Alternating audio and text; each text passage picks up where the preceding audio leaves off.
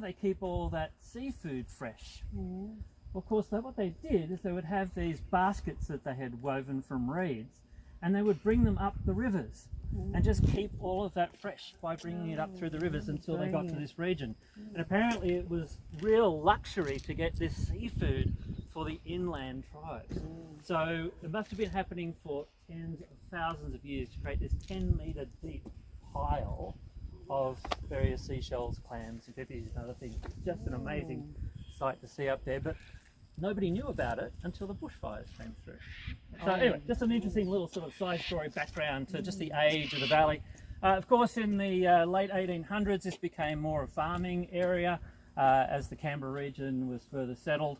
And then in the 1960s, became part of the space age. So we've gone from the indigenous cultures of tens of thousands of years ago through to the farming communities of the last couple of hundred years, and now to the space age of the 20th and 21st century. The Deep Space Tracking Station, we are a part of NASA's Deep Space Network. We're one of only 3 places in the entire world that has this important task, and that's to provide 24-hour two-way radio communication with the dozens of robotic spacecraft that are exploring our solar system and beyond.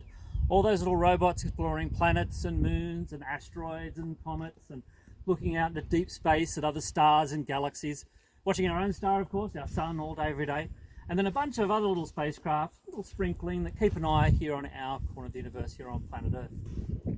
So while you're here today, I'm going to tell you a lot about who we are and what we do. I'm going to take a chance to show you the dishes a little bit more closely, and this is something we don't ever really get to do with the public, except on an official Fred Watson tour. Yay!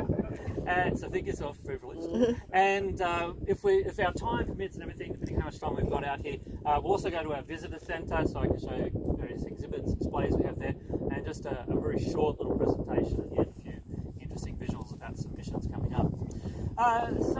Yeah, the valley here shields us from that line of sight radio noise. Still excellent field of view of the sky. The way the Deep Space Network operates, we're basically handling everything 100,000 kilometres and beyond. So we have 2 other networks that handle the closest stuff, and that's the Near Earth network. That handles everything from low Earth orbit, maybe 250 kilometres, out to about 1,000 kilometres. And then you've got the Space Network that handles everything from 1,000 kilometres out to geostationary orbit spacecraft. That's around about 38,000 kilometres on average. And then the Deep Space Network kicks in after that, 100,000 kilometres and beyond.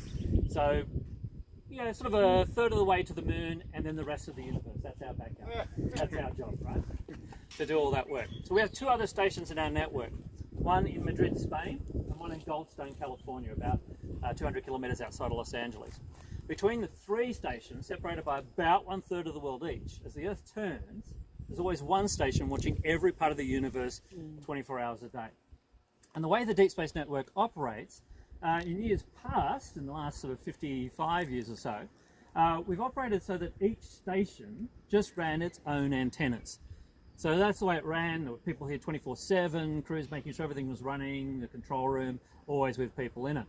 Now we run a process called Follow the Sun. So it's typical for dishes like these, including radio telescopes around Australia and around the world, that all their work is now remote operation. It's very rare that there's somebody sitting in the base of an antenna somewhere actually driving the dish. It's usually these days the radio astronomer or a controller sitting at home with their laptop, probably lounging outside somewhere, and controlling their dish from there. And I do know a lot of radio astronomers that simply, I know one that sits in their bath and actually sits there and operates the antenna with a glass of wine. Yeah.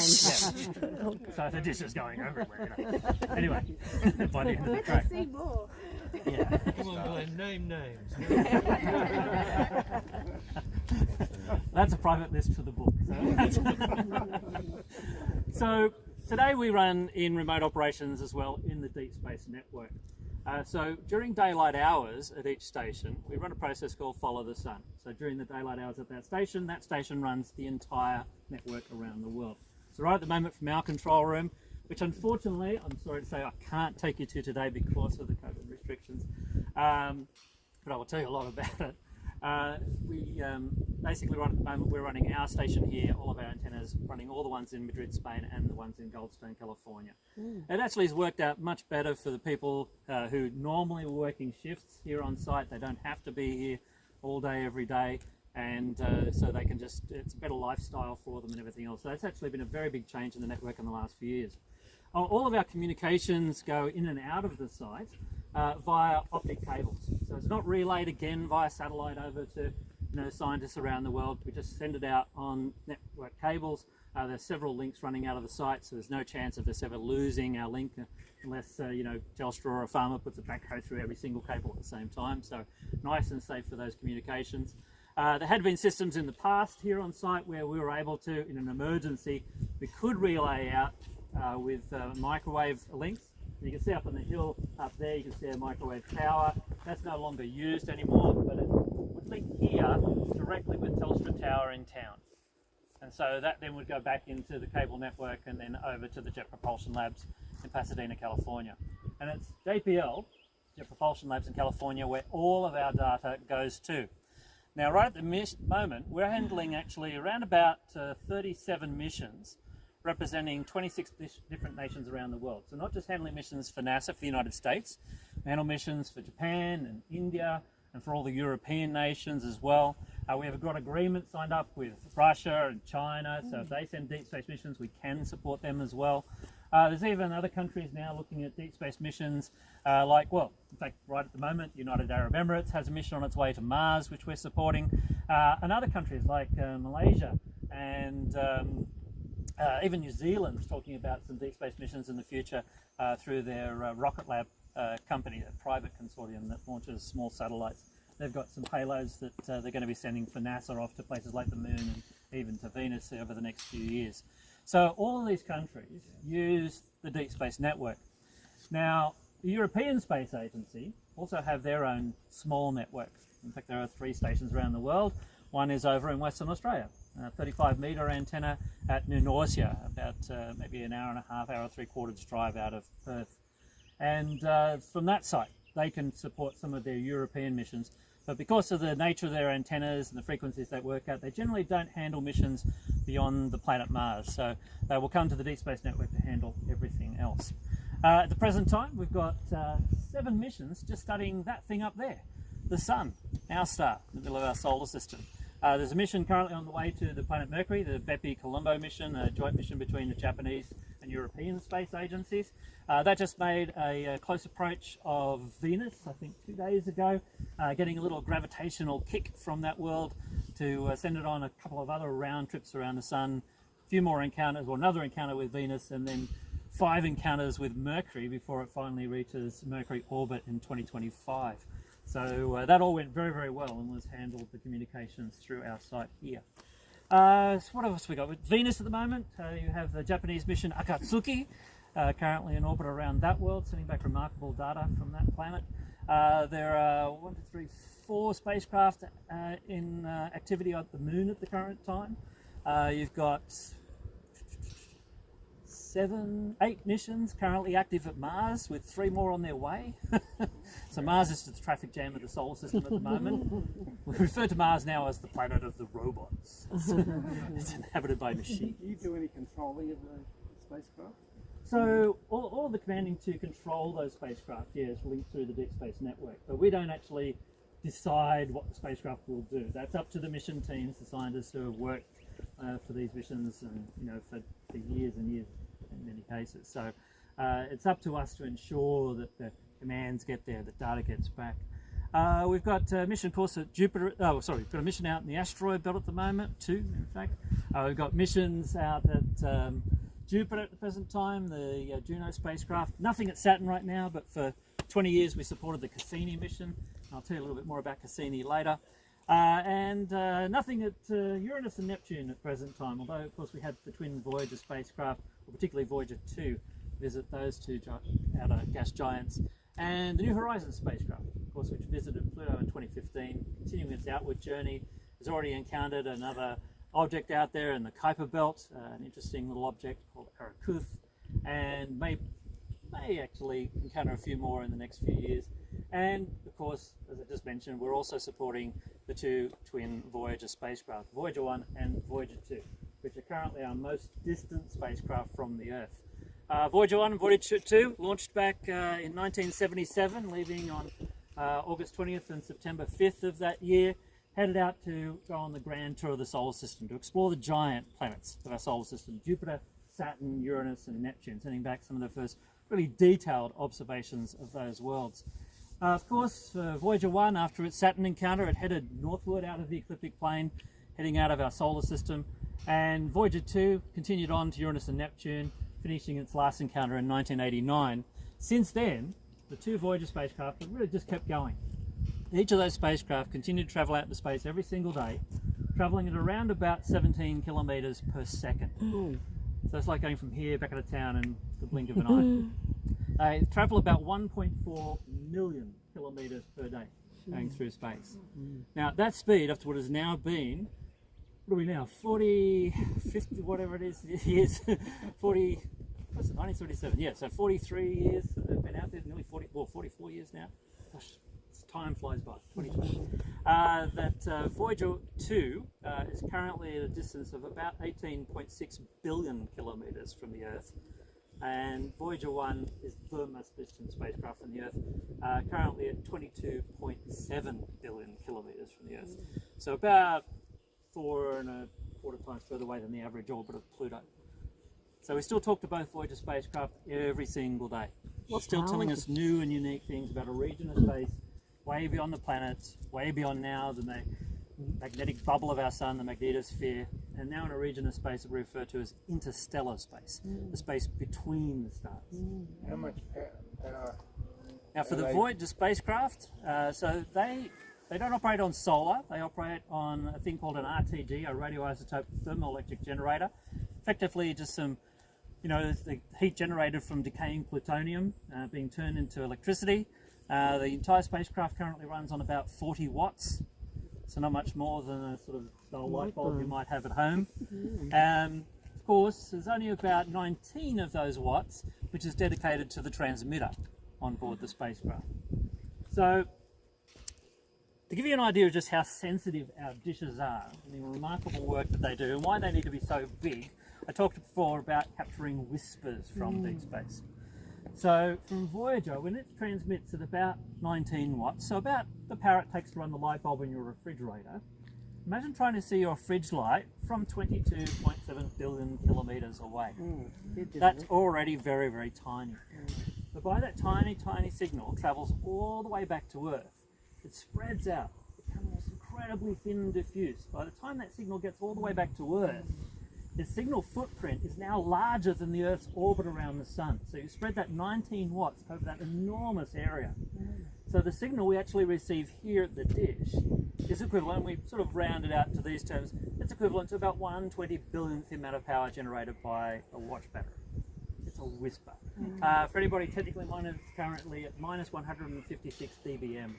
It's literally nothing to it. But these dishes are so big and so sensitive, they can capture those tiny signals, still pull all the information, all the data we require, boost that up, clean up the signal, get it over to the Jet Propulsion Labs in California, send it off to the Voyager science team, and they're still getting valuable data from these spacecraft in a unique region of space that we've never been to before. Now, of course, the Voyager missions have got a long way to go before they reach the next closest stars. Even travelling at 1.4 million kilometres a day, Voyager 2 won't reach the next closest star on its flight path for another 296,000 years. Oh, wow. Wow, we won't So be it's got a around. long way to go Wow. into a very big galaxy. Of course, here in the Southern Hemisphere, we're the only station in the world that can communicate with both the Voyager spacecraft. We're the only ones now with a high power transmitter to be able to send commanding to those spacecraft. We're the only ones that can see Voyager 2 because unlike Voyager 1, which headed northward out of the solar system, Voyager 2 headed southward out of the solar system after its final encounter with Neptune. And it is now so far southward below the ecliptic plane that for the Northern Hemisphere stations in Spain and California, the Earth is literally in the way. They can't see it. So we're the only ones that can support Voyager 2. I'll tell you a little bit more about something that's very important about that communication with Voyager 2 very shortly, particularly when we go back and have a close look at our 70-metre antenna. So we've been up here for a while. I'm going to turn your attention to our dishes here. This antenna we're right next to is Deep Space Station 36. It's one of 3 beamwave guide antennas that we have here on site. Now, dishes of the past, like our big 70-metre antenna, which was built in 1969, and one of our other 34-metre antennas, which was built in the 1980s, Deep Space Station 45, they have their antenna transmitter receiver system actually inside the dish, so a cone-like structure. And we should get some views, actually a little tiny bit of that cone structure sticking just above the lip of the dish there, in fact. So radio signals from space, they'll come in, they'll bounce in off the dish surface, that big ear listening in for those signals. That will then reflect the signal up to the subreflector, the little secondary dish at the top of the antenna. That then focuses the signal down and through the center of the antenna. So for the old antennas, it came in through the receivers in the heart of the dish. And those signals will be processed and sent to the control center and then sent to JPL. So this new generation of antennas, all of that transmitter receiver system is actually underground. So below here we have a 2-story deep cylinder, a big solid concrete cylinder that's temperature controlled. It houses all those electronics. Now Canberra's temperatures can swing from here in this valley from -12 to up to about 40 degrees. So that's a wild temperature swings to try to keep your equipment at a nice stable temperature. So having it underground actually further isolates those electronics, helps to keep them temperature stable. It's a much more comfortable environment for people that work on that equipment to be able to do it in that kind of controlled environment rather than having to crawl up into the dish space to actually do that. That means it's safer for those people. They don't have to be up at heights, so less chance of fall. We don't have to lift delicate equipment, which can sometimes be very expensive as well, up to a height on a crane. There's less chance of dropping it. And of course, it reduces the weight in the dish. So that means these dishes then become more maneuverable and reduces wear and tear on the drive systems. So the radio bath comes in off the dish surface, goes to the subreflector, goes down through a hole in the center of the antenna. That then comes down through a sort of a periscope arrangement, this tube that runs around the drive system, bouncing off the signal off a set of metal mirrors, taking it down into the receiver horns underground. So that is the new generation of antennas. We call them beam waveguides. So we're taking the beam of the signal, we're guiding it through that waveguide down through and into the heart of the dish underground. Of course, for transmitting, these dishes are not only receivers, they're also transmitters, sending out commands to spacecraft so they know where to go, what to do, and what not to crash into. It's just the reverse. We just transmit up through that tube, bounces the signal through the mirrors, the subreflector, the surface, and then out to space. So this will be the ongoing types of antennas we build here on site. You can see we have 3 of them in operation currently. And just to tell you what they're doing at the present time, I think I can bring up my little doohickey here. Deep Space Station 36 is currently on the XMM Newton mission. This is a X-ray spectroscopy telescope being used by the European Space Agency to look at extragalactic sources in the X-ray part of the spectrum. That spacecraft relatively close.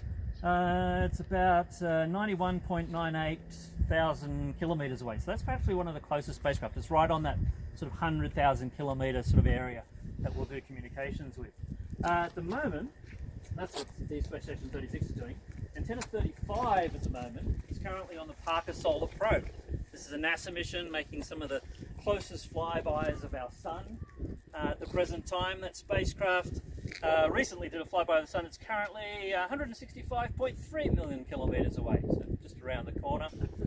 And for Antenna 34 at the moment over there, it's also on another solar mission, and that's the SOHO spacecraft, the Solar and Heliospheric Observatory, a mission that's been out there for, wow, it's going to be 26, 27 years almost, I think, that spacecraft now. And it's mere 1.67 million kilometres away, so again, very, very close. So a couple of solar missions on, deep space telescopes looking out to the rest of the universe at the present time. Of course, antennas, you asked about the sort of cost of the antennas before.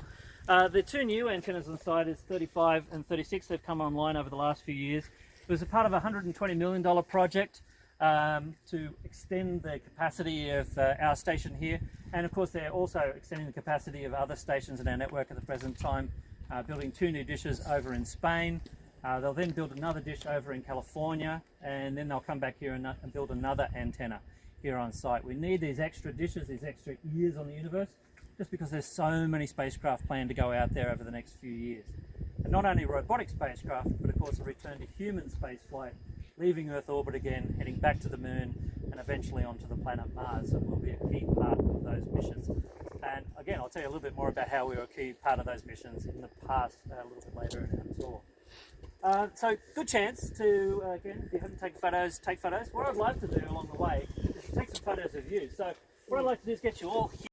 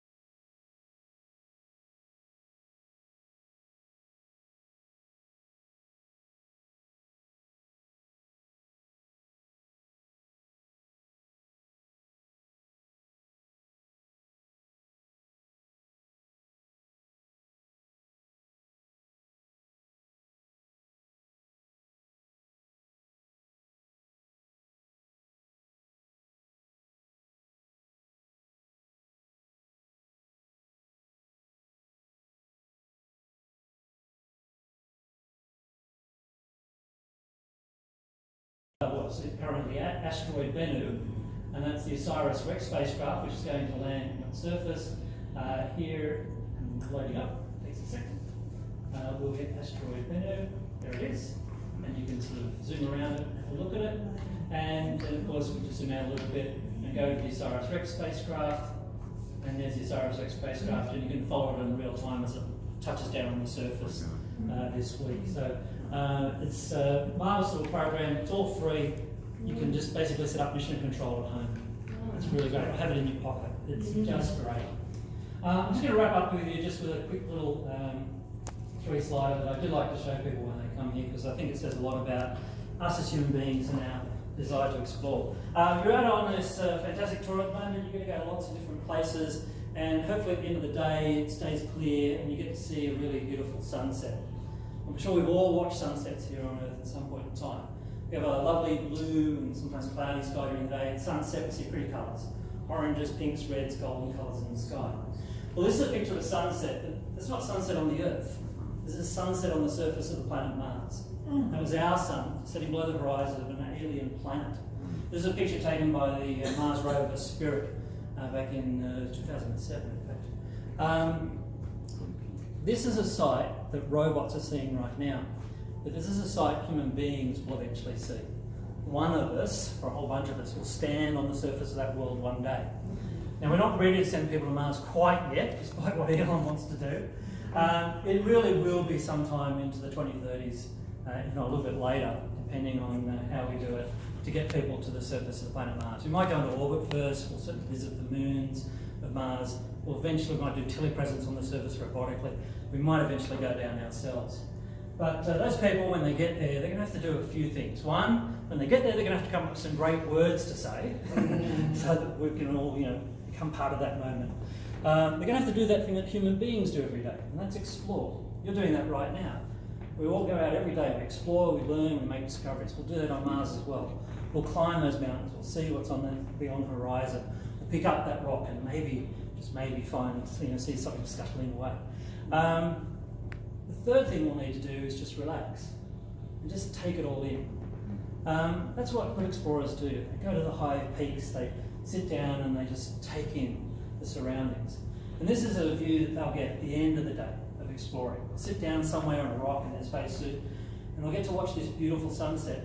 But Martian sunsets, unlike here on Earth where we have that sort of orangey colour, going from blue and orangey colours, on Mars it's the other way around. The Martian sky is sort of a browny, peachy colour during the day, but at sunset the sky turns blue.